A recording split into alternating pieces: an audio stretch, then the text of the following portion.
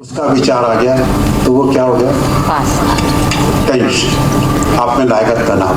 तो हमारे जो आनंद को कौन सोख लेता है, या तो 5% एनर्जी पैरों की 10 उंगलियों के द्वारा। तो आप देखिए, कभी भी आप कृष्ण भगवान की मूर्ति देखिए, हमेशा उनके पैर क्रॉस मिलेंगे आपको। महत्व और सेवा के बारे में थोड़ा हमारे को जानकारी देंगे प्रशांत अग्रवाल जी। आइए, आपका बहुत बहुत अभिनंदन। तो मुझे पता लगा कि ध्यान पिताजी ने बहुत ज़बरदस्ती भेजा था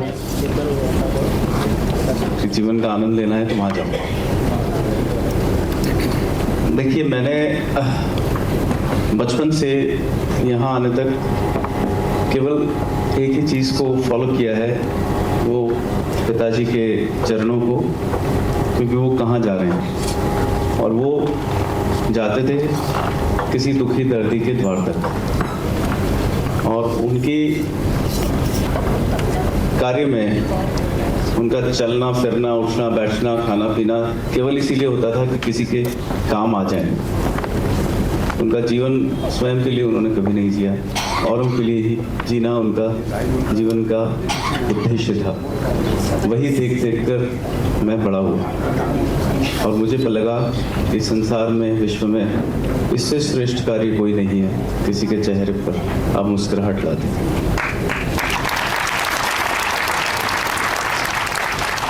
कहते हैं अपने लिए जीना तो एक आम कहानी है, औरों के लिए जीना ही जिंदगानी है।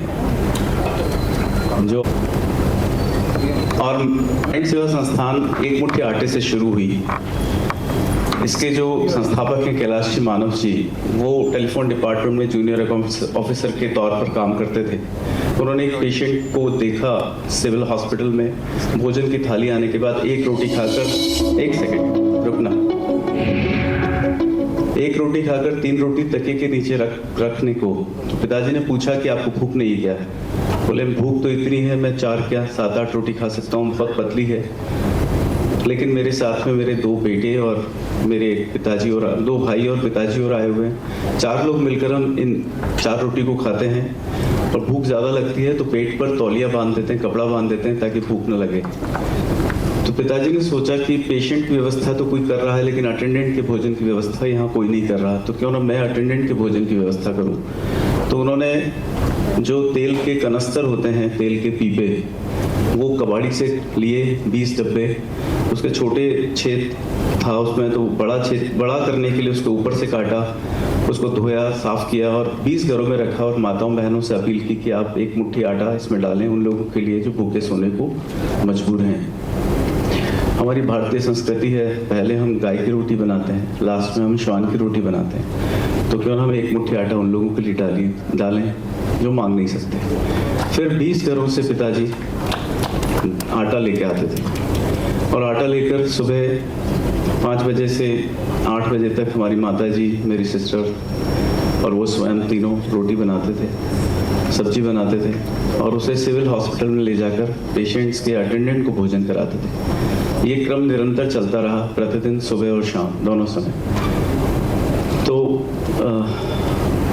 वो 20 घर से बढ़ के 50 घर हो गए, 100 घर हो गए, लेकिन आटा लाके और भोजन बनाने की परंपरा लगातार जारी रही। धीरे धीरे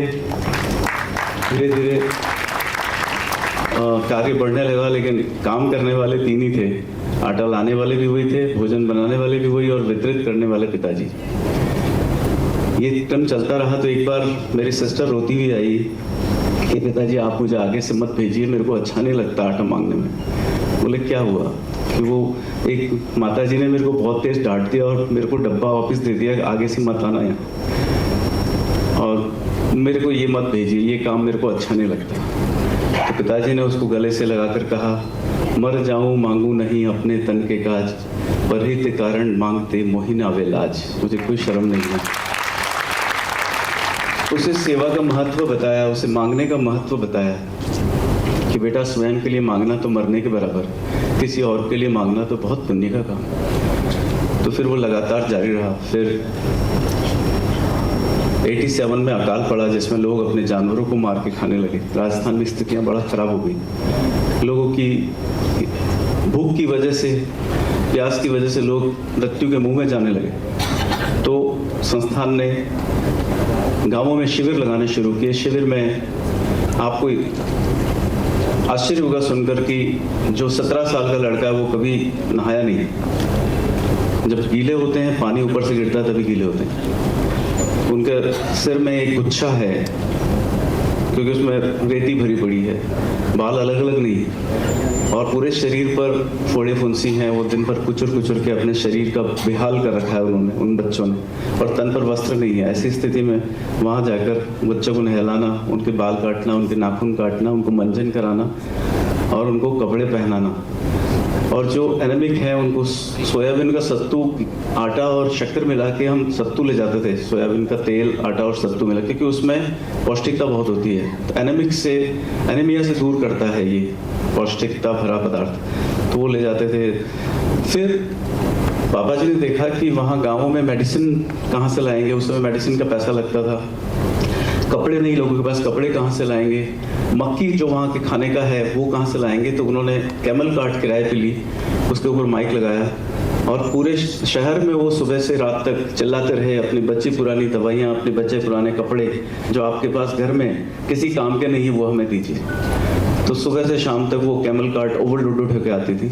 उसमें कपड़े छांट लिए जाते, बच्चों के, बड़ों के, महिलाओं के, बुजुर्गों के, उनको धोकर उनको साफ करके फिर गाँवों में ले जाते, मेडिसिन भी, कपड़े भी, ये सब चीज़ें। ऐसे नारायण संस्थान शुरू हुई। फिर एक गांव में ऐसे ही कैंप करते हुए 20 बच्चे दिखे जो चारों हाथ पैर से चल रहे हैं, पता लगा कि उनको पोलियो है।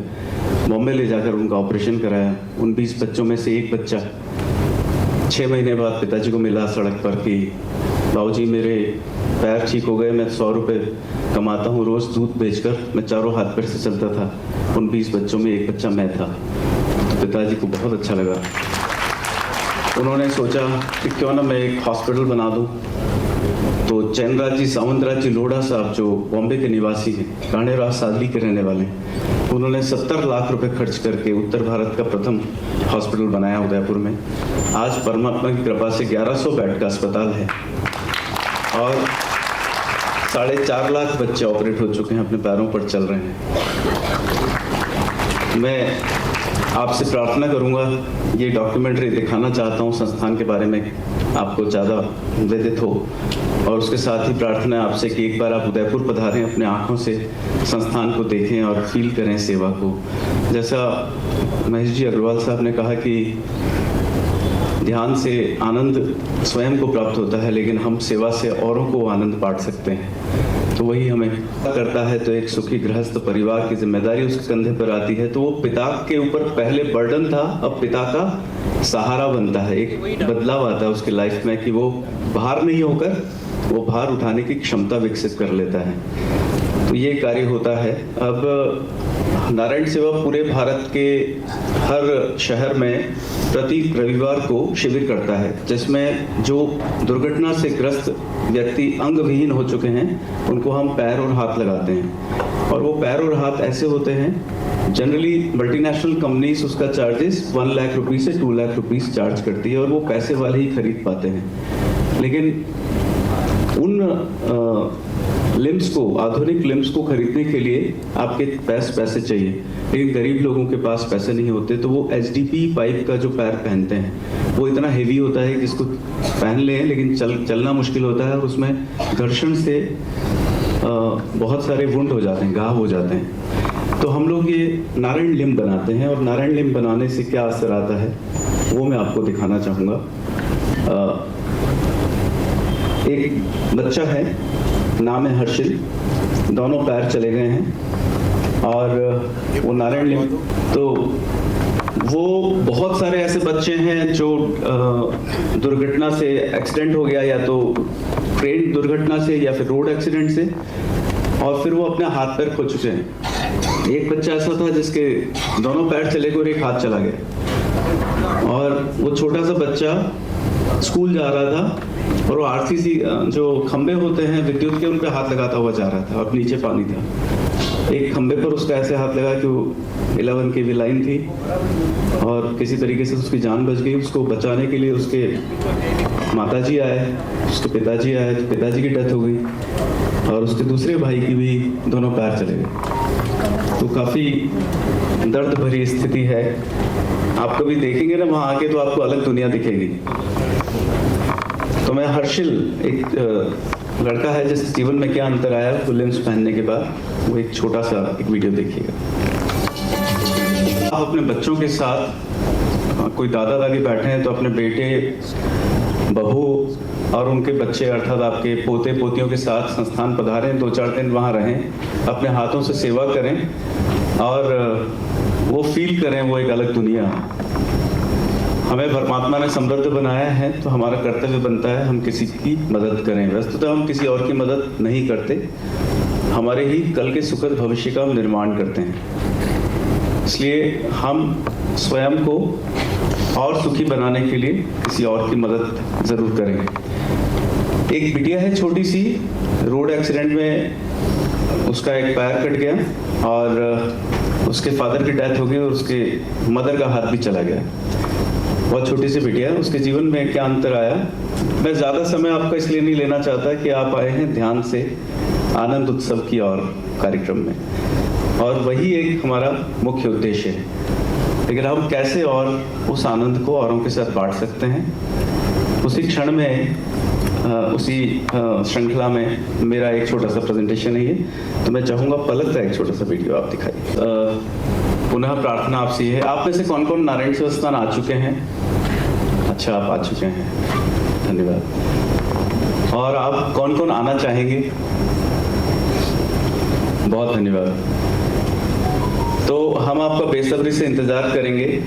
झीलों की नगरी उदयपुर में आपका आतिथ्य सत्कार करके हमें आनंद की अनुभूति होगी।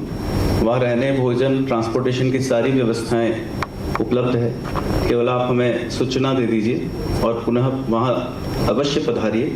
मैं तो ये कहूँगा कि छोटे छोटे बच्चों को ऐसे संस्थानों में लाना हर माता पिता को, हर दादा दादी को अवश्य चाहिए, नाना नानी को, ताकि वो देख सकेंगे दुनिया में कितना दर्द है, कितनी तकलीफ है, कितना गम है, और उन बच्चों को ये विदित हो कि वो कितने भाग्यशाली हैं कि वो स्वस्थ अच्छी ज़िंदगी जी रहे हैं, और छोटे छोटे दुखों से दुखी होना उनके जीवन से सदा के लिए समाप्त हो जाए। इसलिए उन्हें ज़रूर ले जाना चाहिए। तो मैं बस यही प्रार्थना करते हुए आपको बहुत धन्यवाद देता हूँ। नमस्कार। सबसे पहले जो ऑर्गेनाइजर्स है और महेश अग्रवाल जी है उनका धन्यवाद।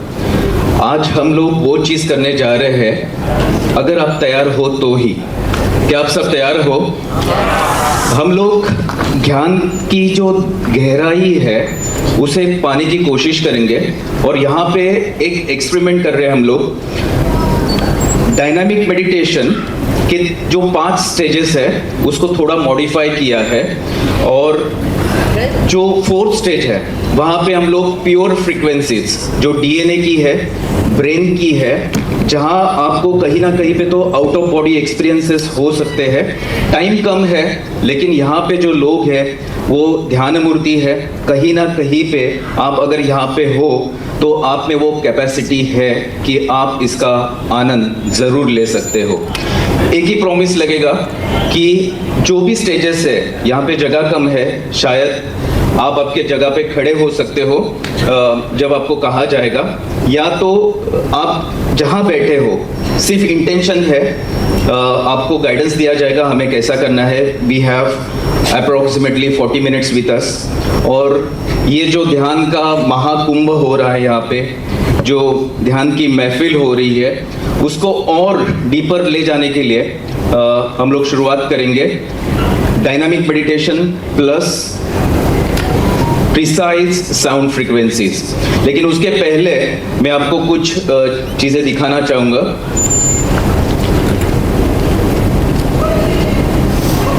साल से भी बहुत सारे लोग ध्यान कर रहे हैं, या तो मैं देख रहा हूँ यहाँ पे कोई योगा प्रशिक्षक है, आप ही आप में बहुत सारे लोग, दिग्गज लोग यहाँ पे है।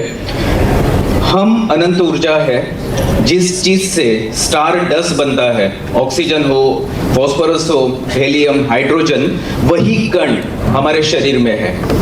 हम एक अनंत ऊर्जा शक्ति है, लेकिन बहुत लोगों को ये अपने एज के 50 इयर्स में पता चलता है, 60 इयर्स में पता चलता है, या तो जब ये प्लैनेट छोड़ने का वक्त आता है तभी पता चलता है। कहीं ना कहीं पे हम जो बिलीफ सिस्टम है उसमें अटके पड़े हुए होते हैं। इसके लिए अगर हम लोग जो फाइनेंशियली जो प्रोग्रेस होना है, स्पिरिचुअली जो प्रोग्रेस होना है, मेंटली जो प्रोग्रेस होना है, वो नहीं पा सकते हैं।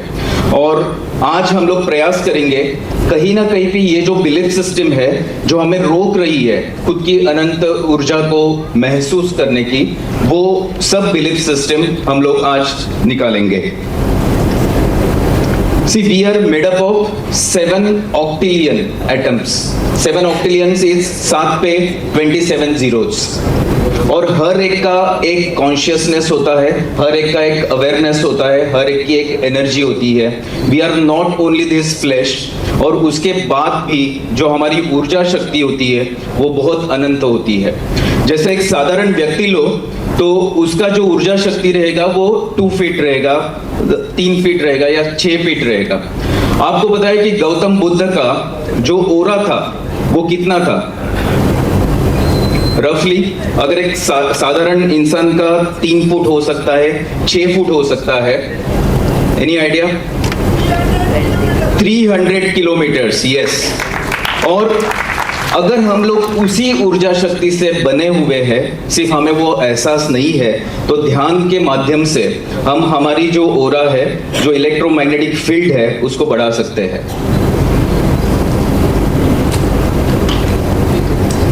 हम जो भी कर रहे हैं, we attract exactly what we broadcast in the field. हर एक आदमी अपने विचारों से कुछ ना कुछ फ्रीक्वेंसीज इमिट करता रहता है। ओके, जैसे मैं अभी यहाँ पे there are certain frequencies, 528 hertz का फ्रीक्वेंसी चल रहा है। सन का फ्रीक्वेंसी 126.22 हर्ट्ज है, मून का 210.42 हर्ट्ज है, अर्थ का 194 हर्ट्ज है। Everything has a frequency, everything has a energy. पेड़ पौधों से लेके आप जिस चेयर में बैठे हो वो भी एक एनर्जी है। और यहाँ पे बहुत सारे अनंत डायमेंशंस है। हम एक रेडियो की तरह एक जगह पे हमारा ट्यूनिंग हुआ है, इसके लिए हमारी देखने की शक्ति, सुनने की शक्ति भी लिमिटेड है। लेकिन गुड न्यूज़ ये है कि अगर आप अवेयरनेस के साथ मेडिटेशन करते हो, अगर आप अंदर की जर्नी बहुत स्ट्रॉन्ग करते हो, तो इसी जीवन में आप उस लेवल पर जा सकते हो। हम आज का एक्सपीरियंस का है और हमारे पास समय लिमिटेड है, इसके लिए सीधा हम लोग एक्सपीरियंस पे जाएंगे। लेकिन उसके पहले कुछ चीज़ें मैं आपको बताना चाहूँगा। एक तो सुबह से लेके प्रोग्राम बहुत अच्छा हो रहा था, तो सबके लिए जो गायक थे, क्लासिकल गायक महेश जी ने जो हमें अवेयरनेस दिया, नारायण संस्थान के जो प्रतिनिधि थे उन्होंने जो अवेयरनेस दिया, उसके लिए हम लोग एक जोरदार तालियां बजाएंगे।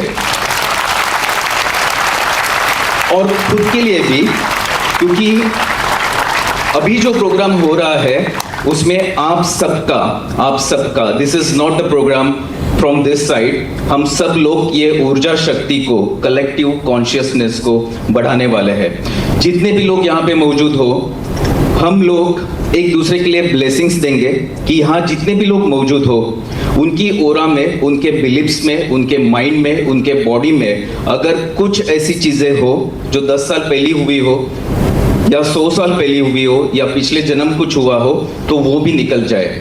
और इसी जीवन में जो अनंत ऊर्जा का एहसास है वो सबको एहसास, उनको अनुभूति हो। तो हम लोग जो ऊर्जा शक्ति क्रिएट करेंगे, उसके बाद हम डीएनए तक, डीप लेवल तक जाएंगे। वो फ्रीक्वेंसीज आपको उस लेवल पे लेके जाएगी। करेक्ट? मुझे पता है आप सब उत्सुक हो। ये बता रहा था कि हमें डेली 1140 मिनट्स मिलते हैं। अगर एवरेज लाइफ स्पैन 80 इयर्स देखें हम लोग, तो 80 इयर्स में हमारे पास 4 crores 14 lakhs 72,000 मिनट्स है। ओके, नाउ आई एम 45, मेरा रिमेनिंग लाइफ एज पर एवरेज 35 इयर्स है, तो आई हैव ओनली 1,83,93,000 मिनट्स। नहीं डाला है, वो नहीं बोलो, वो इसमें डालना है ना। एक एहसास समझो कि टिक टिक चालू हो चुका है, काउंटडाउन चालू हो चुका है, तो क्यों हम लोग टेंशन ले रहे हैं? क्यों हम लोग वो 10 साल पहले, 20 साल पहले जो चीजें हैं जो हमारे मन में, हमारे ओरा में रख रहे हैं? आज आपको वो ऑप्शन है, आज आपको वो मौका मिलेगा अनवांटेड चीजें, अनवांटेड मेमोरीज आपके बॉडी से, माइंड से और ओरा से निकालने के लिए। पीछे को, हाँ पीछे को यही साउंड आ रहा है। जो मेंटेलिटी है ना कि आई एम हेल्पलेस, उसको सिर्फ हमें शिफ्ट करना है आज, that I am healing and growing, I am healing and growing. बस यही आपको सोचना है कि मेरे साथ अच्छा नहीं हो रहा है, वो अगर वैसा होता तो अच्छा होता, कुछ नहीं, अभी आपको वही सोचना है, I am growing and I am healing. बहुत बार ये होता है कि हम लोग दूसरे व्यक्ति को, किसी इंसिडेंट को पावर देते हैं खुद को डिस्टर्ब करने की। ध्यान दीजिए कि अगर अपना सिग्नल का क्वालिटी डाउन हो जाएगा, उसी तरह के लोग, उसी तरह के अनुभव आपके लाइफ में आना शुरू होगा। तो आपका सबसे पहला पर्पस है कि आपकी ऊर्जा शक्ति को हाई रखना, और उसीलिए जो आनंद है, आनंद की जो स्थिति है, वो किसी व्यक्ति पे निर्भर नहीं होनी चाहिए, किसी इंसिडेंट पे डिपेंड नहीं होनी चाहिए, ये अपनी साधारण अवस्था होनी चाहिए। It is not the purpose of life, it is a way of life right now. Life straight line नहीं है, लाइफ सर्कल नहीं है, लाइफ स्क्वायर नहीं है, life is spiral, life is spiral. आप इस स्पाइरल में जो भी डालोगे, अगर आप ध्यान में बैठोगे तो ये स्पाइरल बढ़ता जाएगा और ध्यान की अवस्था में आप डीप चले जाओगे। अगर आप कंप्लेनिंग के मोड में रहोगे, कंप्लेंट करोगे, किसी को दोष दोगे, ब्लेम करोगे, तो ये स्पाइरल बढ़ता जाएगा। सो आप इस स्पाइरल में क्या डाल रहे हो डेली, हर एक अपने ब्रेथ के साथ, वो मैटर करता है। Life is spiral, please remember this. आज आपको मौका मिलेगा आपके स्पाइरल में, आपके डीएनए में, आपके शरीर में, आपके मन में अगर कुछ घृणा हो, क्रोध हो, किसी के लिए ब्लेम हो, वो सब निकालने के लिए। Are you ready for that? ये भी एक ध्यान की अलग स्थिति है, ये भी एक ध्यान की अलग स्थिति है कि हम लोग आज हल्के होने वाले हैं। हम स्पेस क्रिएट करने वाले हैं हमारे माइंड में, बॉडी में और स्पिरिट में और ओरा में। सिंपल है, किसी दूसरे की एनर्जी लेने से अच्छा है खुद ही इतना पावरफुल बनो और खुद की एनर्जी ब्रॉडकास्ट करो। Are you ready for that? Yeah. Are you ready to tune your own energy and vibrations? Wonderful, wonderful. You are powerful beyond your greatest imagination. The most important thing you can do on this planet is expand and illuminate your own consciousness. Planet पे आके अगर आप खुद की frequency को भी बहुत अच्छा रख रहे हो और सिर्फ खुश भी रह रहे हो ना, सबसे बड़ी चीज आप कर रहे हो। आपको पता भी नहीं रहेगा, आप सिर्फ घर पे हो, आप किसी मेडिटेशन पिरामिड में मेडिटेशन कर रहे हो या घर पे मेडिटेशन कर रहे हो, लेकिन उस अवस्था में रहने से आप पूरे वर्ल्ड में बहुत अच्छी फ्रीक्वेंसीज इमिट कर रहे हो। You are raising the vibrations of entire universe. हम लोग थोड़ा सा हमिंग करेंगे क्योंकि मैं चाहता हूँ आप कुछ टेक अवेज भी ले लें। सी हम लोग जैसे भ्रामरी प्राणायाम करते हैं, है ना, हम लोग भ्रामरी प्राणायाम करते हैं, वैसे ही हमिंग करेंगे हम लोग एक साथ।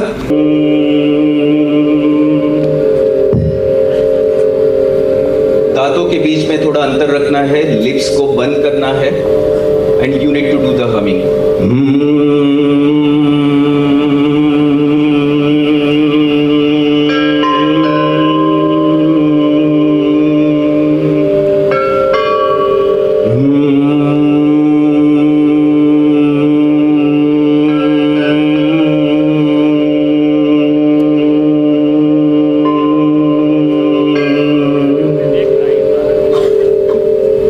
अगर आप सिर्फ हमिंग करते हो, कभी भी कर सकते हो, आपके शरीर में ब्लड प्रेशर है वो रेगुलेट होगा, ओके, नाइट्रिक ऑक्साइड इंक्रीज होगा, ट्रस्ट हार्मोन्स इंक्रीज होंगे, your body will release the biochemicals जो आपके शरीर के लिए, स्वास्थ्य के लिए जरूरी है।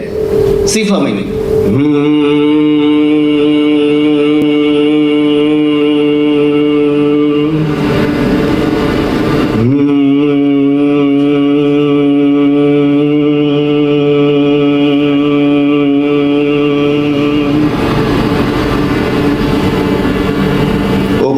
Now get ready.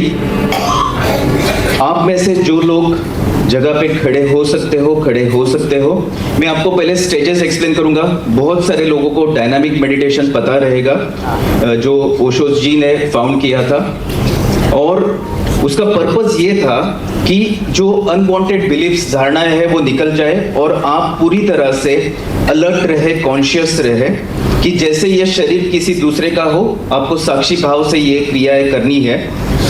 जगह को कंसिडर करके आप आपके चेयर में बैठ के भी कर सकते हो।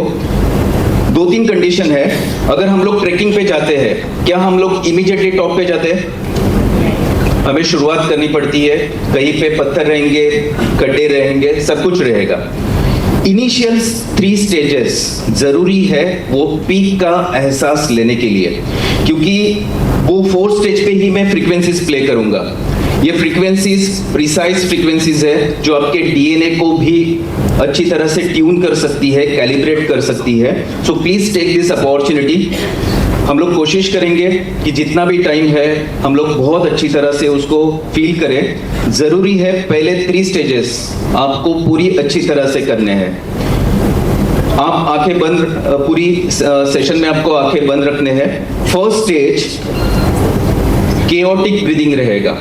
क्यों हम लोग केओटिक ब्रीदिंग कर रहे हैं? अनवांटेड चीजें निकालने के लिए, जो रोज का पैटर्न है, न्यूरो रिजिडिटी है, उसको निकालने के लिए। तो आप जब ब्रीदिंग करोगे तो एक जैसा नहीं करना है, आप कैसा भी ब्रीदिंग कर सकते हो। You can use your entire body, पूरे बॉडी को आप हिला सकते हो, है ना। जो लोग बीच में आना चाहते हैं वो बीच में आ सकते हैं, जो लोग स्टेज पे आना चाहते हैं वो स्टेज पे आ सकते हैं, जहां जहां आपको जगह मिले। करेक्ट। सेकेंड स्टेज रहेगा कैथारसिस। हमें बहुत कम टाइम मौका मिलता है चिल्लाने का, रोने का, जोर से या हंसने का।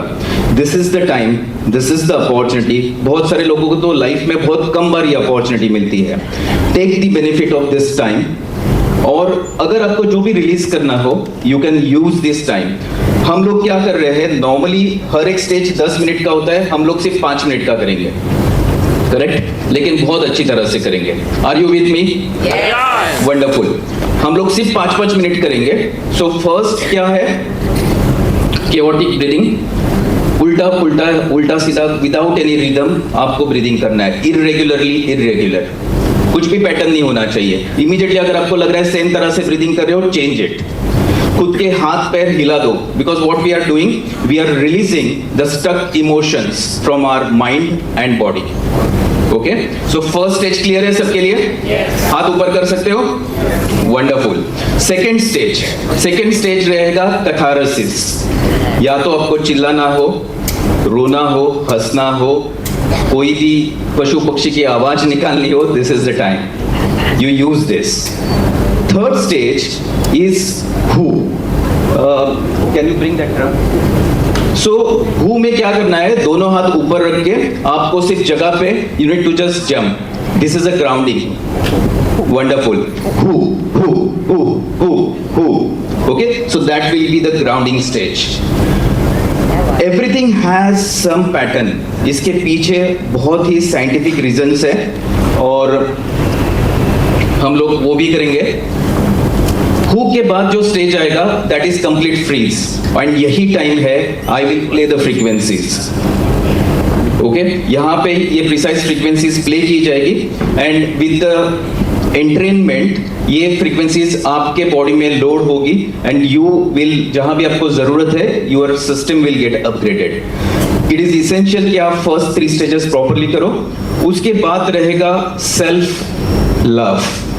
बहुत पहले अभी बहुत लोगों ने बताया कि हमें जो प्यार चाहिए बहुत बार हम लोग दूसरे से एक्सपेक्ट करते हैं, वो मुझे प्यार दे, वो मुझे रिस्पेक्ट दे तो मुझे अच्छा लगेगा। Have you love yourself? हम खुद को अप्रिशिएट करना चाहिए, खुद को लव करना चाहिए। We should become that love for ourselves, क्योंकि जब तक आप खुद को प्यार नहीं करोगे दूसरा कोई आपको प्यार कर ही नहीं सकता, और अगर करेगा फिर भी आप उसको समझ नहीं पाओगे। So this is a time हम सेल्फ लव को इग्नाइट करेंगे। We will appreciate our body, we will accept our body. पता है बहुत लोगों को जब क्वेश्चन किया जाता है आपका फर्स्ट लाइफ पार्टनर कौन है, बहुत सारे लोग कॉलेज के दिनों में जाएंगे, वैसा नहीं है। अभी वाइफ आपके बाजू में बैठी है। देखिए आपका first life partner is your body. इस दुनिया में जब आते हो तो वो रहेगी, इस दुनिया में जब तक लास्ट ब्रेथ रहेगा तब तक वो रहेगी। एग्री? Yes. तो आज उसको हमें थैंक यू बोलना है। जैसे महेश जी ने बताया था कि हमें पता भी नहीं रहता है हम लोग सांस कैसे लेते हैं, ठीक है, उसी तरह बॉडी का भी बहुत इंपॉर्टेंस है जिसको हम लोग इग्नोर करते हैं। देखिए कोई भी अच्छा थॉट हो, unless and until you channelise in your body it is a thin air. अगर क्रोध आता है, अगर आप चैनलाइज नहीं करोगे उसकी कुछ मान्यता नहीं है। अगर आनंद आता है, जब तक चैनलाइज नहीं करोगे it has no relevance. Correct? अगर मैं बोलूं हमारे पास सिर्फ 5 मिनट है, उसके बाद इस प्लैनेट को टाटा करना है, क्या रहेगा हमारा अस्तित्व? इसके लिए जरूरी है कि हमें जो भी चीजें अननेसेसरली हम लोग ने इश्यूज क्रिएट करके रखे हैं माइंड में और बॉडी में, उसको रिलीज करना बहुत जरूरी है। करेक्ट? तो सेल्फ लव होगा। और उसके बाद I have recorded one light code activation prayer. I will play that for you. Okay, so let's begin. अपनी जगह पे खड़े हो जाइए, जो लोग बैठना चाहते हैं बैठ सकते हैं। Enjoy, keep your eyes close. आपको प्रॉपरली इंस्ट्रक्शंस मिलेंगे। जरूरी नहीं है आप बैठ के भी हाथ पैर हिला सकते हो। Your intention is essential. How was this beautiful divine meditation? है ना? और अभी उन्होंने जो बताया कि अपने शरीर से प्यार करना है तो सबसे पहले हेल्थ जरूरी है, जिसके लिए अतुल जी आए हैं यहाँ। Atul ji is the founder of Ojas Life, Ojas Lifestyle, and English में चलेगा? अच्छा, I'll try हिंदी। उन्होंने लगभग 7-8 साल से बहुत सारे लोगों को अच्छा किया है, बहुत सारे डिजीजेस रिवर्स किए हैं। उनको खुद को एक भयानक बीमारी हुई थी जिसका नाम है AVN, एवेस्क्युलर नेक्रोसिस, जिसमें वेस्ट से नीचे पूरा उनका लाइफलेस जैसे हो गया था। वो व्हीलचेयर पे थे, बहुत सारा वजन भी बढ़ गया था, और अभी देखो उनको तो वो हमारे और आपके जैसे चल रहे हैं, घूम रहे हैं। हम लोगों ने ट्रैकिंग बहुत सारी की है। So he is an amazing amazing person. He was a businessman, and जब से उनको ठीक हो गया और उनके जैसे जो भी AVN वाले थे, उन्होंने अचानक मुझे स्टेज पे भेजा है। तो अभी just don't mind my talking. तो पहले उन्होंने छोटे छोटे ग्रुप्स से चालू किया था, जिसको AVN था, वैसी टाइप की बीमारी थी, तो उनसे बात करने, वो बहुत कैमरा के सामने आना नहीं चाहते थे कभी भी। और फिर ग्रुप्स बढ़ने लगे और फिर अलग अलग सिटीज़ से बुलावा आने लगा उनको कि आके प्लीज़ हमको भी बताइए कि हमको लाइफ कैसे जीना है, हमारे खान पान में क्या परिवर्तन लाना है। So we have this place called Lodha Dham in Thane, जहाँ पे वो रिट्रीट्स किया करते हैं 5 days, 10 days, 11 days, और अभी तो जो कॉर्पोरेट वाले नहीं आ सकते इतने दिन, उनको 3 days के लिए भी चालू किया है। And it's a beautiful place, you all must experience, and I think I will give the mic to Atul ji now. Thank you so much. A big round of applause. नमस्कार, थैंक यू। आज पहली बार इस तरीके के कार्यक्रम में शामिल होकर वाकई में मुझे लग रहा है कि मैं अभी तक वो जूनियर केजी में हूँ, यहाँ पे पीएचडी की बातें हो रही है। एंड तो चलिए थोड़ी सी जूनियर केजी की बातें हो जाए, बिकॉज अगर हम ध्यान की बातें कर रहे हैं, ध्यान वो मार्ग है जहाँ से दुनिया के हर बड़े इंसान ने मोक्ष का रास्ता यहीं से ध्यान से होकर गुजरता है। आप जीवन में जो भी पाना चाहते हैं, बहुत सुंदर विलास विनय जी ने बात की कि आपका सबसे बेस्ट पार्टनर या आपका लाइफ पार्टनर कौन है सबसे पहला, तो वो है हमारी बॉडी, और उससे प्यार कीजिए। तो उससे प्यार कैसे करना है या उस पर जाने अनजाने हम किस तरीके से अत्याचार करते हैं, थोड़ी सी चर्चा उस पर हो जाए। और जब तक हम हेल्दी नहीं हैं तब तक जिंदगी में कभी ध्यान नहीं हो सकता। आप कितना भी प्रयास कीजिए, कितनी भी कोशिश करें, अगर शरीर में पेट में ठीक नहीं है, दर्द है, या घुटनों में दर्द है, या कमर में दर्द है, या एसिडिटी है, या कफ की समस्या है, आप ठीक से ब्रीथ नहीं कर पा रहे हैं, तो आप जिंदगी में कभी ध्यान नहीं कर सकते। तो ध्यान करना है, कनेक्ट करना है, तो पहले हेल्दी बनाना होगा खुद को, हेल्थ को ठीक करना पड़ेगा। सो उसी पे थोड़ी सी चर्चा।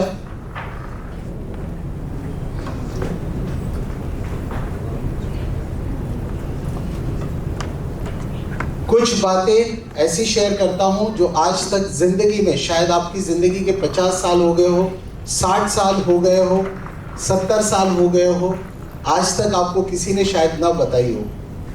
बहुत सिंपल सी बातें हैं, लॉजिकल बातें हैं, कॉमन सेंस की बातें हैं, लेकिन जिस नज़रिए से आज मैं आपके सामने रखने वाला हूँ, शायद आज तक उस नज़रिए से किसी ने ना रखा हो।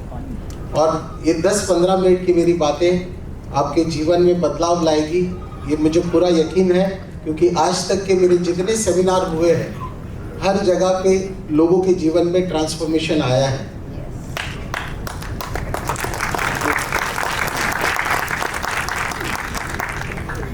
मन की बातें हो रही है, तो ये तीनों का साथ मिलके काम करना ज़रूरी है।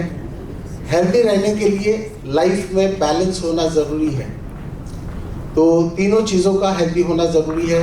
माइंड को हेल्दी रखना, बॉडी को हेल्दी रखना, और उन दोनों को कनेक्ट करने वाली जो सोल है, उसे कुछ लोग वाइटल पावर कहते हैं, कुछ लोग प्राणा कहते हैं। और इस प्राणा को मजबूत बनाने के लिए लाइफ में प्राणायाम भी उतना ही ज़रूरी है। सो बहुत सारी ऐसी एक्सरसाइज अभी हो रही थी। अक्सर हम बीमार होने पे क्या करते हैं, इलाज ढूंढना शुरू करते हैं। कोई एलोपैथी की तरफ जाएगा, दवाइयाँ खाएगा, कोई आयुर्वेद की तरफ जाएगा, कोई होम्योपैथी की तरफ जाएगा, कोई घरेलू नुस्खे ढूंढेगा कि घरेलू छोटे मोटे नुस्खे लगाकर हम ठीक हो जाए। लेकिन आज हम बात करेंगे रोग के इलाज की नहीं, बल्कि रोग के कारण की। क्यों? क्योंकि ये शरीर जो है, इसका स्वभाव है स्वस्थ रहना। ये शरीर कभी भी बीमार होने के लिए डिजाइन नहीं हुआ था। और जो हमारी आत्मा है, उसका स्वभाव है आनंद में रहना। ये कभी स्ट्रेस में रहना नहीं चाहती, ये कभी चिंता इसको पसंद नहीं है, इसको स्ट्रेस पसंद नहीं है। ये हमेशा आनंद में रहना चाहती है, और शरीर हमेशा स्वस्थ रहना चाहता है। एक छोटा सा उदाहरण, अगर गलती से कहीं चाकू लग जाए हाथ में, और अगर आपकी मर्जी ना भी हो ठीक होने की, तब भी ये इसको ठीक कर देगा। करेगा या नहीं करेगा? मैं अभी तक लास्ट में नींद में था, तो मैं चेक कर रहा हूँ आप लोग सब लोग जाग गए कि नहीं जाग गए, तो करेगा कि नहीं करेगा? करेगा। वंडरफुल। सो आधे लोग तो मुझे दिखाई दे रहे हैं जागते हुए। लवली। चलिए, मैं जानता हूँ इंसान जो है हमेशा आनंद में रहना चाहता है और बहुत सुस्त प्राणी है, लेकिन आप लोग थोड़ा सा मुझे अगर हाथ ना उठा सके तो सिर्फ ऐसा चेहरा हिला के भी रिस्पॉन्ड कर सकते हैं, हाँ या ना में, ताकि मुझे समझ में आए कि मेरी बातें आप तक पहुंच पा रही है। Right? Thank you so much. रोग जो है, डायबिटीज होती है, तो प्रॉब्लम कई जगह पे होती है शरीर में। पैर खराब होने लगते हैं, चोट लगे तो हील नहीं होता है, यूरिन की प्रॉब्लम हो जाती है, बहुत सारे और हेल्थ के इश्यूज हो जाते हैं। लेकिन डायबिटीज पैरों में नहीं है, वो पैनक्रियाज में है। प्रॉब्लम कहाँ पर है? पैनक्रियाज में। और उसका रूट कॉज कहाँ पे है? क्या लगता है आपको, इंसान के बीमार होने का क्या कारण है? लाइफस्टाइल, फूड, आदतें। क्या बात है, लवली। तो अगर हम देखें संसार में सारे पशु प्राणी जो है कोई भी हमारी तरह बीमार नहीं पड़ते। इस धरती पे केवल एक ऐसा जीव जो बहुत बीमार है, बहुत यानी इतना बीमार कि 10,000 से ज्यादा बीमारियां उसके जीवन में आ चुकी है, और उसके लिए चाहे जितनी दवाइयां बने, जितने अस्पताल बने, चाहे जितने डॉक्टर बने, इंसान को हमेशा कम पड़ते हैं। आप कभी भी जाइए डॉक्टर के पास तो आपको क्यू में बैठना पड़ेगा या अपॉइंटमेंट लेना पड़ेगा, राइट? बाकी आपने संसार में कभी किसी और जानवर को देखा बीमार होते हुए? किसी को आपने डायबिटीज होते हुए देखा? किसी जानवर को कार्डियक अरेस्ट आते हुए देखा आपने? कभी ऐसा देखा आपने कोई पक्षी बहुत मोटा हो गया, उसका पेट बाहर निकल गया और अब उड़ नहीं पा रहा है? या कभी देखा किसी घोड़े को दौड़ते हुए और उसके घुटने खराब हो गए और उसके नी रिप्लेसमेंट करने पड़ रहे हैं? सर वो बोल नहीं सकते, पशु बोल नहीं सकते, पर मनुष्य बोल सकता है। This is the difference between both. वही बीमार पड़ते हैं जानवर जो इंसान के बीच रहते हैं और इंसान का फेंका हुआ भोजन लेते हैं। बाकी संसार में किसी जीवों को जो नेचर के साथ रहते हैं, ना उनको दवाइयों की जरूरत पड़ती है, ना डॉक्टर की जरूरत पड़ती है। यहाँ तक कि अगर वो प्रेग्नेंट भी है तो भी उसको किसी की सुरक्षा की या सिक्योरिटी की जरूरत नहीं पड़ती, या स्पेशल ट्रीटमेंट की जरूरत नहीं पड़ती। उस जंगल में भी वो अपनी सुरक्षा कर लेते हैं। रात को वो टहलते रहते हैं और सुबह 8-10 बच्चे पैदा कर लेते हैं, 4 बच्चे पैदा कर लेते हैं। और इंसान इतना अपाहिज हो चुका है कि उसे एक बच्चा पैदा करने के लिए आज मेडिकल इमरजेंसी आती है। सोचिए थोड़ा सा, राइट? सो चलिए, सीधी बात यह है कि वो नेचर के साथ रहते हैं और नेचर का दिया हुआ फूड खाते हैं। इस संसार में सभी जीवों को जन्म देने वाली एक माँ है, उसे कहते हैं माँ प्रकृति, मदर नेचर, जिसने संसार के तमाम जीवों को, न सिर्फ मनुष्य को बल्कि तमाम जीवों को जन्म देने वाली एक माँ है मदर नेचर। और उस मदर नेचर के कुछ प्रिंसिपल्स है, लॉ है, कुदरत के कुछ कानून है, वो अगर हम तोड़ते हैं तो उसकी सज़ा हमें मिलती है बीमारियों के रूप में, रोगों के रूप में। और उसी नियमों को, चंद नियमों को आपके सामने प्रस्तुत करता हूं। प्राणियों की हमने बात की, लेकिन थोड़ी सी बातें इंसान की और हो जाए बन चुका है। खास तौर पे कोविड के आने के बाद युवाओं में हार्ट अटैक की संख्या बहुत बढ़ गई है। 10 लोगों की शादियां होती है आज की तारीख में, तो 5 लोग बच्चे पैदा नहीं कर पा रहे। ये है हमारे युवाओं की हेल्थ। और अगर छोटे बच्चों की बात करूं, यंगस्टर्स की, तो मेरे प्रोग्राम में 8 साल के बच्चे आते हैं प्री डायबिटिक होकर। 8-10 साल के बच्चे। आपके घर में अगर फैमिली में बच्चे हैं तो उनके प्रोफाइल बनाइए, रिपोर्ट्स बनाइए, और आपको भी पता चलेगा कहीं ना कहीं वो भी शायद हो सकता है कि प्री डायबिटिक बन चुके हो, कोलेस्ट्रॉल लेवल्स एकदम हाई हो चुके हो, बहुत कुछ गड़बड़ आपको मिल सकती है। और वो जवान होते होते, यंग होते होते तो भयानक बीमारियों के शिकार हो जाएंगे, राइट? ये है आज हमारे देश की हेल्थ।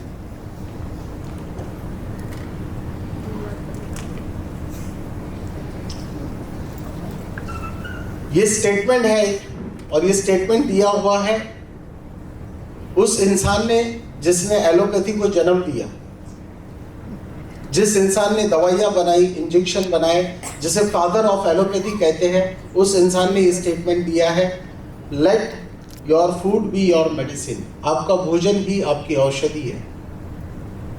अब जब मैं भोजन की बात करता हूं तो आपके मन में क्या दृश्य आता है, क्या पिक्चर आता है? मैंगोस, क्या बात है। और क्या पिक्चर आ रहा है आपके मन में? दाल चावल, दाल रोटी, ओके। और पिज्जा, बर्गर, समोसे, वड़ा पाव, मिसल पाव, मिठाई। तो आप लोगों के मन में जितने पिक्चर्स क्रिएट हुए हैं वो सारे फूड को वन फूड कहते हैं, वन फूड। आज मैं आप लोगों को 5 अलग अलग भोजन दिखाता हूँ, 5 अलग अलग भोजन। आज मेरा सब्जेक्ट यही है, वरना अलग अलग 7 फूड है, देख लेते हैं वो कौन से हैं। पहला वो फूड जिसको आपने याद किया, पृथ्वी, अर्थ एलिमेंट, जो धरती से आता है, वो भोजन आप सभी लोगों के मन में आया। सेकंड नंबर पे पानी। क्या हम पानी के बिना जिंदा रह सकते हैं? यस और नो? नो। तो ये भी हमारा फूड है। थर्ड नंबर पे, क्या सनलाइट के बिना जीवन संभव है? नो। कोई भी जिंदा नहीं रह सकता। और क्या ऐसा हो सकता है आने वाले फ्यूचर में कि इंसान सीधे कपड़े पहनकर जन्म ले? नो। राइट? सो हम सनलाइट लेने के लिए बने थे। आप सभी लोग पढ़े लिखे हैं। हमारी बॉडी में एक हार्मोन प्रोड्यूस होता है जब सन से हम एक्सपोज होते हैं, तो उसे डी हार्मोन कहते हैं या फिर विटामिन डी कहते हैं। एंड आप अपनी प्रॉब्लम का नाम लिखिए, अपनी कोई डिजीज हो तो उसका नाम लिखिए, चाहे वो आपकी मेंटल या फिजिकल हेल्थ की कोई भी प्रॉब्लम हो उसका नाम लिखिए और उसके साथ विटामिन डी लिखिए। And you will get to know कि उसके साथ उसका क्या साइंटिफिक कनेक्शन है। दुनिया की हर बीमारी के साथ विटामिन D3 की कमी का कोई ना कोई साइंटिफिक कनेक्शन मिलेगा। और मैं सिर्फ भारत की बात करूं तो आज भारत में 90% लोग जो है विटामिन D3 डेफिशिएंट है। जिस देश में धूप नहीं निकलती वहां के लोगों से पूछिए ये सनलाइट की कीमत क्या होती है। वो हर 6 महीने में दूसरे देश में ट्रैवल करते हैं, 10-15 दिन जाके बीच पे पड़े रहते हैं कपड़े निकालकर और अपनी बॉडी को सनचार्ज करते हैं। राइट? और ये बड़े दुर्भाग्य की बात है कि जिस देश में सूर्य देव साल के 300 दिन दर्शन देते हैं, उस देश के लोगों में 90% लोगों में विटामिन D3 की कमी पाई गई है। और ये मैं नहीं कहता, भारत का मेडिकल काउंसिल कहता है। एंड एक बात और याद रखिएगा कि vitamin D3 deficiency is known as a silent killer. एक दिन पानी नहीं मिलेगा तो पता चलेगा, एक दिन अगर ब्रीदिंग 1 मिनट सांसें नहीं मिलेगी तो पता चलेगा। सांसों के बिना जिंदा रह सकते हैं? नहीं। तो वो भी हमारा फूड है और उसे भी आप ठीक कर सकते हैं। बहुत सारी अलग अलग अभी भी हम लोग एक्टिविटीज कर रहे थे और उसे भी आप ठीक कर सकते हैं। प्राणायाम के जरिए अपने प्राणा को बढ़ा सकते हैं और उस फूड को और बेहतर बना सकते हैं। और लास्ट एलिमेंट जो है वो है स्पेस, आकाश यानी स्पेस। अगर एक दिन आपको स्पेस ना मिले मूव करने के लिए तो पता चलेगा? बिना स्पेस के जिंदा रह सकते हैं? नहीं। अगर जगह ना हो तो हम जिंदा कैसे रहेंगे? और आकाश तत्व जो है वो मिलता है उपवास करने से, फास्टिंग करने से। इसीलिए सभी धर्मों के अंदर फास्टिंग को एक खास स्थान दिया गया। हिंदुओं में नवरात्र आता है फास्टिंग के लिए। आप सभी लोग डेली क्लीनिंग करते हैं अपने घरों में? यस और नो? तो ठीक वैसे ही डेली फास्टिंग करके हम अपनी बॉडी की क्लीनिंग करते हैं। उसे कहते हैं इंटरमिटेंट फास्टिंग। रात्रि के आखिरी मील से लेकर सुबह के ब्रेकफास्ट तक में जो गैप होता है वो जितना बेहतर होगा, जितना लंबा होगा, उतनी बॉडी में क्लीनिंग बेटर होगी। अब साल में एक बार रोज सफाई करते हैं घर में, तो क्या साल में एक बार डीप क्लीनिंग करते हैं आप लोग? यस और नो? कब करते हैं? दिवाली पे। और इसीलिए सभी धर्म कहते हैं कि साल में एक बार शरीर की भी डीप क्लीनिंग कीजिए। कैसे कीजिए? तो फास्टिंग करके, लॉन्ग फास्टिंग। हिंदुओं में नवरात्र आता है, मुस्लिम में रोजा आते हैं, क्रिश्चियंस में लेंट आता है और जैन लोगों में पर्यूषण आता है। राइट? सो साल में एक बार बॉडी की सर्विसिंग होना बहुत जरूरी है। और क्यों जरूरी है? क्यों जरूरी है? क्योंकि हमने प्रकृति के नियम तोड़े और खाने में बदलाव किए। संसार के सभी जीव भोजन को उसी तरीके से खाते हैं जिस तरीके से माँ प्रकृति या मदर नेचर उनको प्रोवाइड करता है, लेकिन हम इंसान अपने खाने को मॉडिफाई करके खाते हैं। राइट? संसार के सभी जीवों को पता है कि ऊपर वाले ने उनको कोई ना कोई अलग फूड देकर भेजा है। कुछ पक्षी फ्रूट्स खाते हैं, कुछ पक्षी दाने खाते हैं, कुछ पक्षी जो है कीड़े मकोड़े खाते हैं, और कुछ पक्षी बड़े बड़े जीवों का शिकार भी कर लेते हैं, मछलियां खा लेते हैं या सांप को मार के भी खा लेते हैं। आप लोग मुझे बताइए, शेर का भोजन क्या है? शेर क्या खाने के लिए डिजाइन हुआ है? मांस। और गाय घास। तो सभी जीवों को, अच्छा शेर भूखा है 10-15 दिनों से, तो हम उसके पास घास लेकर जाए और उसे खिलाने का प्रयास करें तो क्या वो घास खा लेगा? क्यों नहीं खाएगा? खालेगा। शेर भूखा मर जाएगा लेकिन घास नहीं खाएगा। सभी जीवों को पता है कि ऊपर वाले ने उनको क्या खाने के लिए डिजाइन किया था। चलिए आज तुरंत क्विक हम लोग जान लेते हैं कि हम इंसानों को जब ऊपर वाले ने बनाया तो उसने हमें क्या खाने के लिए डिजाइन किया था। हम बहुत गुमराह हो चुके हैं और भूल चुके हैं कि हम क्या खाने के लिए डिजाइन हुए थे। तो आज तुरंत क्विकली ये जान लेते हैं कि हम क्या खाने के लिए डिजाइन हुए थे। तो स्क्रीन पर आपके सामने कुछ विकल्प हैं, ऑप्शंस हैं। फर्ज कीजिए हम सब लोग एक दिन के लिए नेचर के फार्म में जाते हैं और वहां पे कोई भी इंसान का किचन नहीं होगा, सिर्फ नेचर का दिया हुआ फूड होगा। हमारे लिए ऑप्शंस होंगे। फर्स्ट ऑप्शन होगा फ्रूट्स, सेकेंड ऑप्शन होगा वेजिटेबल्स, सब कुछ पेड़ पे लगे होंगे एंड रेडी टू ईट होंगे। थर्ड ऑप्शन होगा खाने के लिए ग्रेन्स, अनाज के पौधे होंगे उस नेचर के फार्म में। फोर्थ ऑप्शन जो होगा वो होगा मिल्क। नेचर के फार्म में मिल्क होगा लेकिन ग्लास में नहीं होगा, वो होगा माँ के पास। और उस नेचर के फार्म में बहुत सारी बातें होंगी जिसमें गाय भैंस, कुत्ता बिल्ली, घोड़ा गधा, बकरी, सारे जानवर होंगे परिवार के साथ। यहाँ तक कि चूहा भी अपने बच्चों को दूध पिलाता है, तो चूहा भी उस नेचर के फार्म में होगा। और जो लोग नॉनवेज खाते हैं उनके लिए पांचवा ऑप्शन होगा उस नेचर के फार्म में सारे जीव जंतु, सारे जानवर होंगे। मछलियां होगी तो पानी में जिंदा होगी और सारे जीव जिंदा होंगे।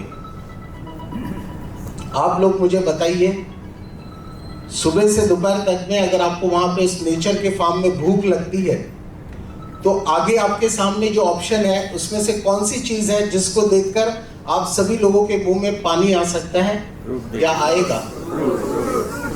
एवरीबडी एक बार इस बात पे जोरदार तालियां बजा सकते हैं हम लोग।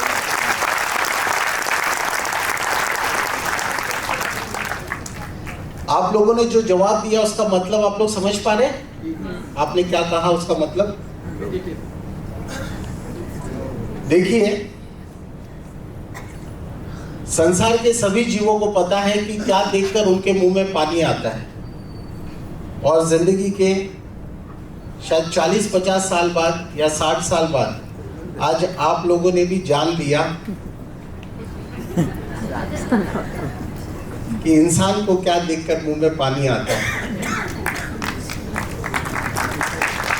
बिल्कुल, तालियां दिल से निकले तो जरूर बजाएं।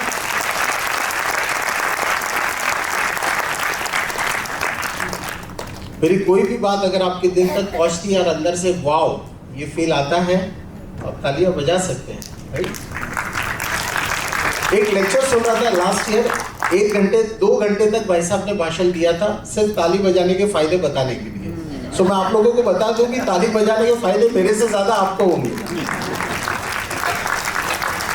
उनका नाम है अरुण ऋषि। अरुण ऋषि, आप लोग गूगल कीजिएगा, 2 घंटे का लेक्चर उनका सिर्फ क्लैपिंग बेनिफिट्स बताने के लिए, और सारी बीमारियां ठीक हो जाती है, ये उनका दावा है, राइट? अगर इनमें से हम भोजन की बात करें तो हम बंदरों के वंशज हैं।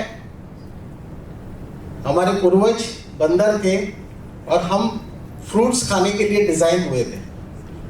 अगर हम अनाज खाने के लिए डिजाइन हुए थे तो हमको अनाज देखकर मुंह में पानी आता था, लेकिन ऐसा नहीं होता। एंड फ्रूट्स के अलावा सेकंड नंबर पे जो वेजिटेबल्स हैं वो हमारे बॉडी के रिपेयर के लिए मेडिसिन की, तो वो भी हमारा सेकंड फूड है। इसके अलावा स्क्रीन पर दिखाए हुए विकल्प में कुछ भी, एक भी चीज हमारा फूड नहीं है। अगर हम अनाज की बात करें इसके बाद वाले, तो वो पक्षियों का भोजन है, बर्ड्स का फूड है। देखिए अनाज की बनावट को, और अनाज को खाने के लिए चोंच चाहिए जो इंसान के पास नहीं है। इंसान के पास अगर कुछ है तो वो है बहुत सारे चोंचले।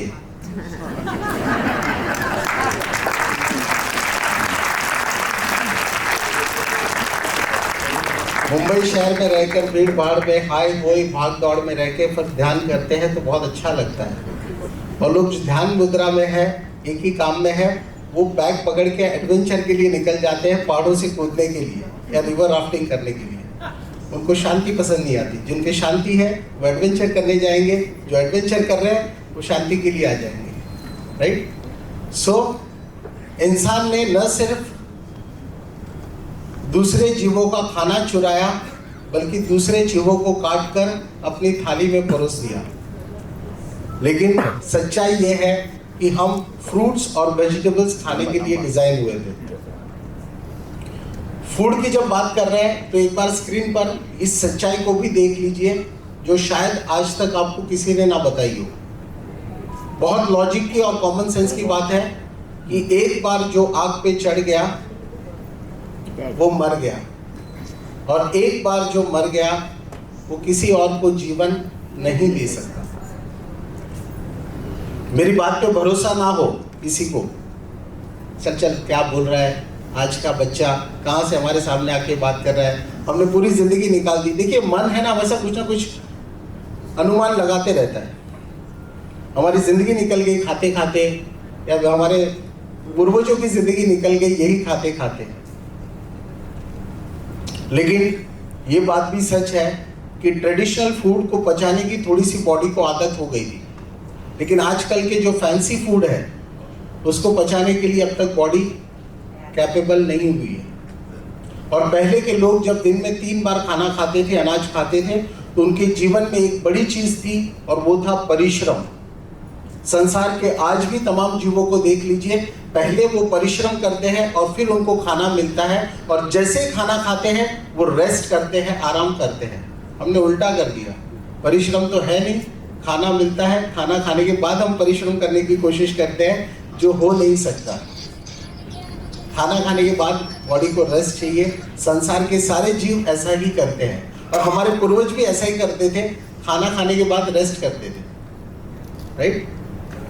सो 2 प्रकार के भोजन। मेरी बात पे यकीन ना हो तो आपके घर में अगर कोई गमला हो, गमले में कुछ पौधे हो, एक गमले को चूज कीजिए, एक पौधे को चूज कीजिए, और आपके घर का एक वक्त का खाना, 4 वक्त का खाना मत दीजिए, सिर्फ एक वक्त का 1 कटोरी खाना उसमें डाल दीजिए, चाहे सब्जी हो, रोटी हो, दाल चावल हो, कोई मिठाई हो, खीर हो, कुछ भी हो।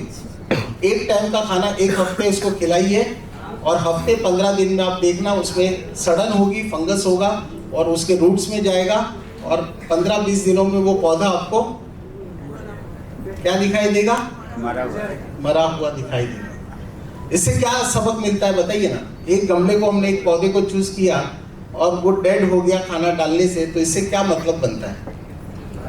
आपके कॉमन सेंस में, आपके लॉजिक में क्या मतलब बनता है इसका? जो चाहिए था वो नहीं मिला, खाना आधार जो उसको चाहिए था वो नहीं मिला। अगर उस पके हुए भोजन की जगह पे आप अगर फ्रूट्स के छिलके, सब्जियों के छिलके निकलते हैं, पील्स, उसमें डाल दीजिए, और ऊपर से मत डालिए, खोद के अंदर डाल दीजिए, तो वो उसके लिए कंपोस्ट का काम करेंगे, फर्टिलाइजर का काम करेंगे, और उसकी ग्रोथ और बेहतर हो जाएगी। तो अगर शॉर्ट में अगर आप कुछ अनुमान लगा रहे हैं तो समझिए कि जिसे भी वो कुक फूड देंगे, वो चाहे इंसान हो, पशु प्राणी हो या पेड़ पौधे हो। आजकल इंसान के घर में जो जीव रहते हैं, पेट्स रहते हैं, उनको भी ब्रश करवाना पड़ता है, उनकी भी किडनी फेल हो रही है, उनकी भी हार्ट की सर्जरी हो रही है, उनको भी मोतिया हो रहा है, सारी बीमारियां उनको हो रही है। जो इंसान का दिया हुआ फूड खाते हैं, भोजन लेते हैं। 2 प्रकार के भोजन, एक लिविंग और दूसरा डेड, और 2 प्रकार की भूख, एक पेट से निकलने वाली भूख और दूसरी भूख। तो हमने क्या किया है, इस पेट को हम लोग टमी कहते हैं, और ये जो मन है इसका हमने एक बहुत सुंदर नामकरण किया है, और इसका नाम रखा है हमने टॉमी। क्या नाम रखा है? टॉमी। तो आज से याद रखना कि भूख दो जगह से लगती है, एक टमी से और दूसरी टॉमी से। अगर पेट में चूहे दौड़े तो समझ लीजिए कि पेट जो है वो खाना मांग रहा है, और इस पेट को सिर्फ न्यूट्रिशन चाहिए। संसार के सभी जीवों के लिए भोजन सिर्फ एक पोषण देने का काम करता है, न्यूट्रिशन देने का काम करता है। केवल इंसान के लिए भोजन एक मनोरंजन बन चुका है, एंटरटेनमेंट, और ये भी एक इंसान के बीमार होने का सबसे बड़ा कारण है। तो दो जगह से भूख लगती है, याद रहे।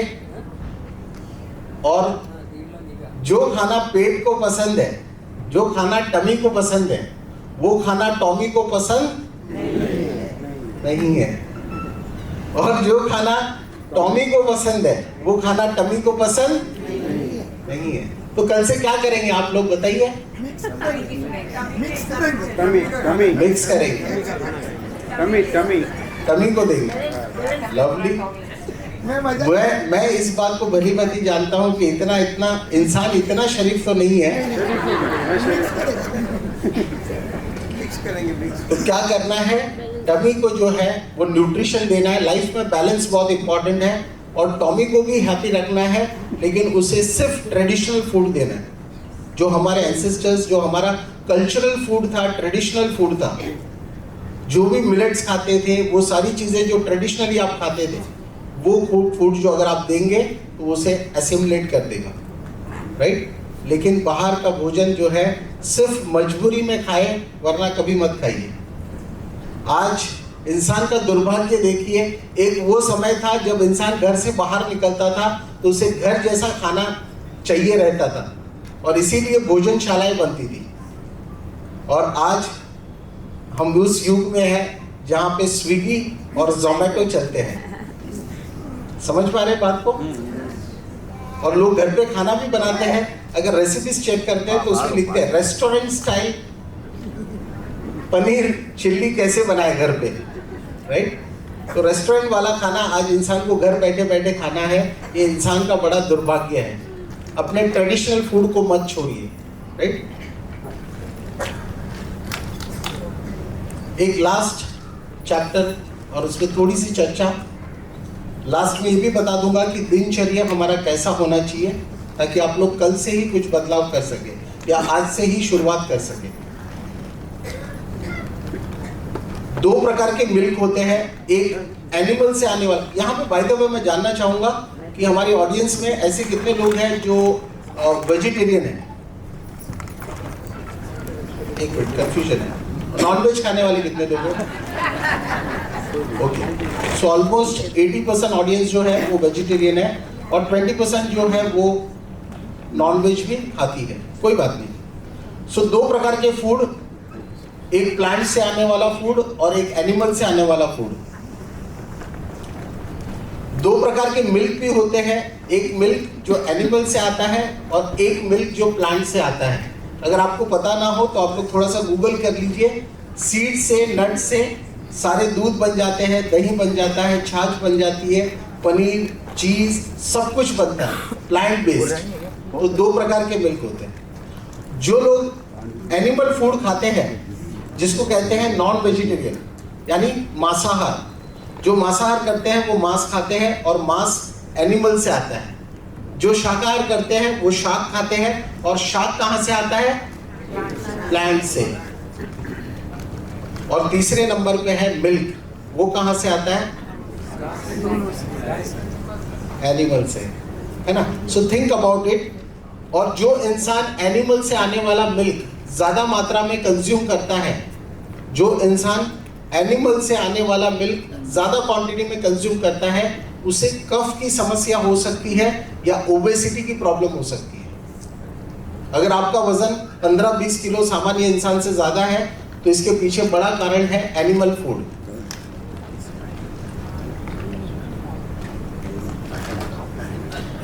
अच्छा, एक अगर बात करें हम लोग, अगर बच्चे को कोई बच्चा अपनी माँ का दूध पीता है और बच्चे की माँ जो है उसको पेट में दर्द है और बच्चा दूध पिएगा तो बच्चे को क्या होगा? पेट में दर्द। माँ को लूज मोशन है और बच्चा दूध पी लेगा तो बच्चे को क्या होगा? Loose motion. माँ को अगर सर्दी है, जुकाम है या बुखार है और बच्चा दूध पिएगा तो बच्चे को क्या होगा? जुकाम होगा। इतना तो पता है आपको? वंडरफुल। तो सोचिए, जो जानवरों से दूध आता है उसमें कई जानवरों का दूध मिक्स होकर आता है। वो बेजुबान जानवर अगर बीमार है और उसका दूध हमारे घर आता है तो हमें क्या होगा, ये सोचिए। और दुनिया का कोई भी प्राणी जो है अपनी मर्जी से दूध इंसान को नहीं देता। शुरुआत में उसका दूध चुराने के लिए उसके पैर बांधे जाते हैं और धीरे धीरे उसे शोषण की आदत पड़ जाती है। तो जिस माँ के दूध में आंसू हो, माँ के आंसू, उससे हमें जीवन में क्या मिलेगा, इसके बारे में भी थोड़ा सा जरूर सोचिए। आगे आप सभी लोग समझदार हैं इस विषय पर और अपने आप को एजुकेट कर सकते हैं और खुद तय कर सकते हैं कि आगे क्या करना चाहिए। जी बिल्कुल।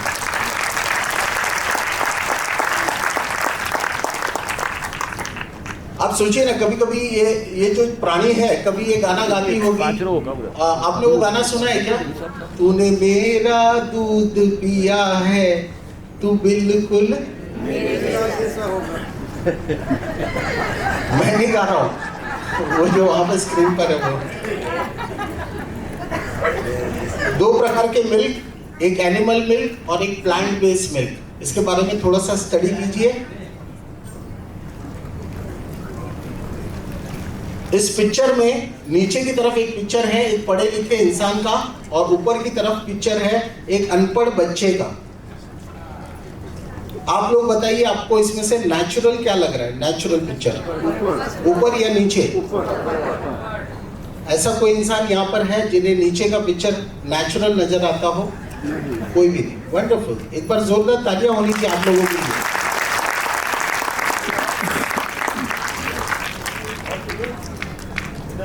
अगर आप लोग दूध पीते हैं तो इसके साथ कुछ इंडस्ट्रीज और भी लिंक है, उसे एक नजर देख लीजिए।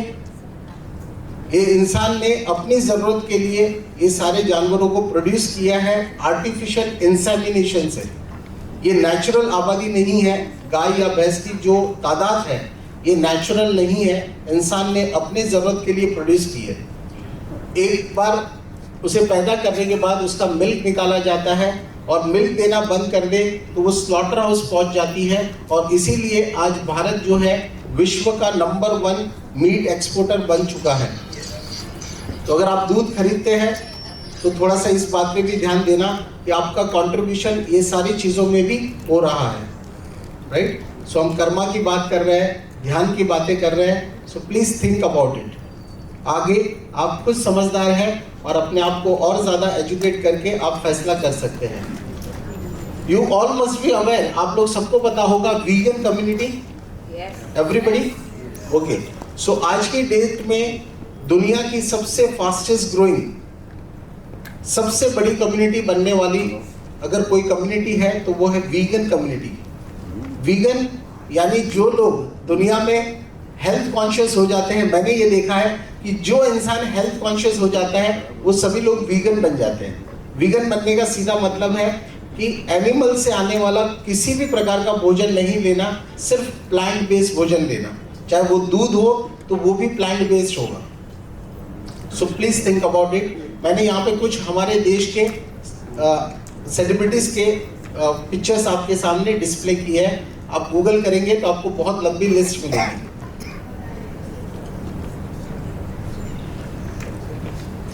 इम्यूनिटी अगर बढ़ाना चाहते हैं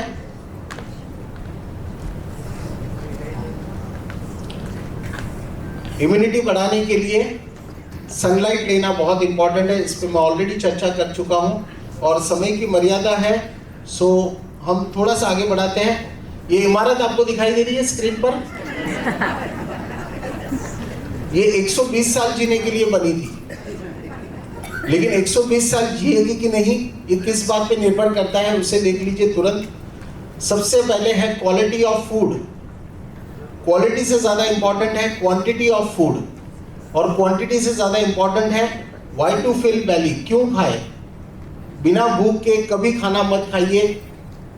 मगर मुझसे कोई पूछे कि शरीर पे होने वाले अत्याचार में नंबर 1 अत्याचार कौन सा है, तो मैं एक ही जवाब दूंगा, और वो है बिना भूख के खाना खाना। और यहाँ पर बैठे हुए लोगों में कई ऐसे होंगे जिनके टॉमी ने उनके बॉडी का कंट्रोल ले लिया होगा, और टॉमी ने हमारे गले में पट्टा बांध दिया होगा, और वो टॉमी बोलता रहता है चलो पिज्ज़ा खा लो, पाव भाजी खा लो, पानी पूरी खा लो, चाय पी लो, ब्रेड खा लो। बार बार टॉमी डिमांड कर रहा है और आप फिट कर रहे हैं। सो ऐसा कभी मत कीजिए। पेट की भूख को देखना बहुत ज़रूरी है। और last slide for the day, अगर आप कल से कोई बदलाव करना चाहते हैं तो हमारा सुझाव क्या होगा कि सुबह सबसे पहले जो है फर्स्ट पॉइंट 14 घंटे का इंटरमिटेंट फास्टिंग, लास्ट मील जो रात का होता है वहाँ से लेकर सुबह तक का ब्रेकफास्ट का गैप जो है वो 14 घंटे मेंटेन करने का प्रयास करें।